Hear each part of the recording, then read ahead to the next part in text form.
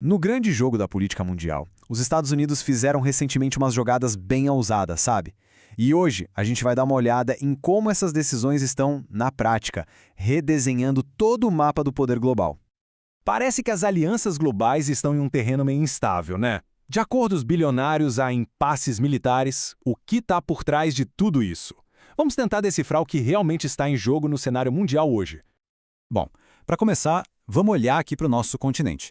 O jeito que os Estados Unidos estão lidando com o Brasil e a Venezuela mostra duas estratégias que são, assim, o dia e a noite. De um lado, o puro pragmatismo. Do outro, pressão máxima. Olha que interessante. Numa reunião a portas fechadas entre autoridades brasileiras e americanas, o que realmente importou foi o que ficou de fora da conversa. O papo foi todo sobre negócios, soja, que afeta diretamente eleitores americanos, e minerais de terras raras, que são essenciais para a tecnologia. Ou seja, foi uma decisão bem calculada de deixar as diferenças políticas de lado para focar no que interessa economicamente para os dois. Uma diplomacia, digamos, de conveniência. Agora, se com o Brasil a conversa é sobre negócios, com a Venezuela o clima é completamente diferente. É de conflito total. A pressão americana é tão intensa que está causando rachas dentro do próprio governo dos Estados Unidos. O chefe do Comando Sul, o almirante Alvin Halsey, teria pedido para sair por não concordar com a linha mais agressiva. Ele aparentemente temia que certas operações navais passassem de um limite perigoso, sabe? E acabassem desestabilizando a região ainda mais. E a história fica ainda mais complexa. A mídia americana noticiou que a vice-presidente da Venezuela teria apresentado duas propostas secretas para uma saída do Maduro do poder.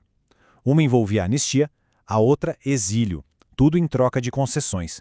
Mas o mais revelador aqui é que os Estados Unidos teriam rejeitado as duas. Isso dá a entender que Washington não quer só a saída do Maduro, mas sim uma mudança de regime completa, talvez colocando a sua candidata preferida, a Maria Corina Machado, do comando. E qual a resposta de Caracas para toda essa pressão? Se preparar para o pior cenário possível, uma guerra assimétrica. O maior medo deles é o que os especialistas chamam de states building, ou seja, a construção de um Estado no modelo americano. Eles olham para o que aconteceu no Iraque e no Afeganistão e enxergam um padrão. Os Estados Unidos chegam, tiram um governo e instalam outro, que no fim das contas não tem apoio nenhum da população. Para evitar isso, a estratégia venezuelana parece clara: garantir que qualquer governo imposto de fora encontre um país simplesmente ingovernável. Ok, vamos mudar de continente agora e ver como essa abordagem tão imprevisível se aplica aos grandes rivais globais dos Estados Unidos, Rússia e China. E aqui, as regras do jogo parecem mudar literalmente da noite para o dia. Essa imprevisibilidade na relação com a Rússia é gritante. A mudança é impressionante. Num dia, o assunto é enviar mísseis de longo alcance para a Ucrânia. No dia seguinte, depois de um simples telefonema, a conversa já é sobre diplomacia. E agora estão planejando um encontro na Hungria, que é um país aliado de Putin na Europa. É uma virada de 180 graus que deixa qualquer analista de cabelo em pé. E o que disparou essa mudança toda? Foi isso aí, um post numa rede social. Isso mostra o quanto a política externa hoje em dia pode ser baseada no pessoal.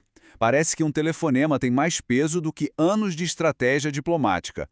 Mostra um sistema onde as relações internacionais podem ser tão estáveis quanto o humor dos líderes. E pelo visto, a conversa foi tão boa que projetos que pareciam pura ficção científica voltaram para a mesa. Um deles é a ideia de construir um túnel de 65 bilhões de dólares ligando os Estados Unidos e a Rússia por baixo do Estreito de Bering. Um projeto, assim, de escala monumental. Só que aí a história fica ainda mais estranha. Outra estimativa de custo para o mesmíssimo túnel é de apenas 9 bilhões, uma diferença de 56 bilhões de dólares. O que isso quer dizer? Provavelmente que essas conversas são muito mais simbólicas do que práticas. Elas mostram uma relação que pode ir de uma cooperação grandiosa para uma desconfiança total num piscar de olhos.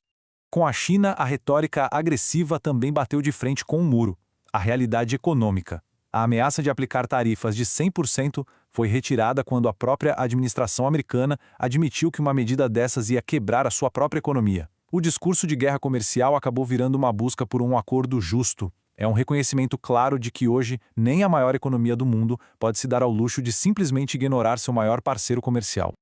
Certo. Então, como é que o resto do mundo está reagindo a toda essa imprevisibilidade das superpotências? Vamos para a nossa última parte e ver como as outras nações estão se mexendo e buscando novos caminhos. Com esse cenário de incertezas, o resto do mundo está aprendendo uma lição muito importante. Colocar todos os ovos na mesma cesta é uma péssima ideia. A nova regra do jogo é diversificar. As relações internacionais estão cada vez menos sobre lealdade e história e cada vez mais sobre o que é vantajoso agora, nesse exato momento. É um mundo onde o interesse do momento fala mais alto que qualquer gratidão. E um exemplo perfeito dessa estratégia acontecendo na prática é a aproximação entre Brasil e Índia. As projeções de comércio entre os dois países são impressionantes. A expectativa é que quase dobre em só 2 anos. Isso não é um crescimento comum, é um movimento estratégico acelerado de duas potências emergentes que querem diminuir a dependência dos parceiros de sempre. E uma peça-chave nesse acordo é a compra de petróleo brasileiro pela Índia. Isso pode ser visto também como uma jogada estratégica da Índia para, de certa forma, agradar aos Estados Unidos, que andam pressionando o país a comprar menos petróleo da Rússia.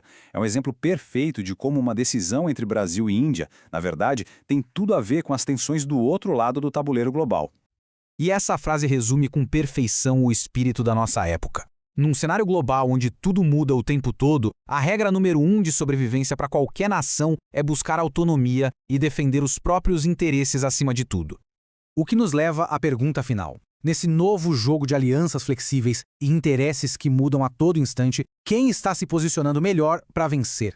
A única certeza é que o mapa do poder global está sendo redesenhado bem na nossa frente, e as consequências dessa nova ordem mundial mal começaram a aparecer.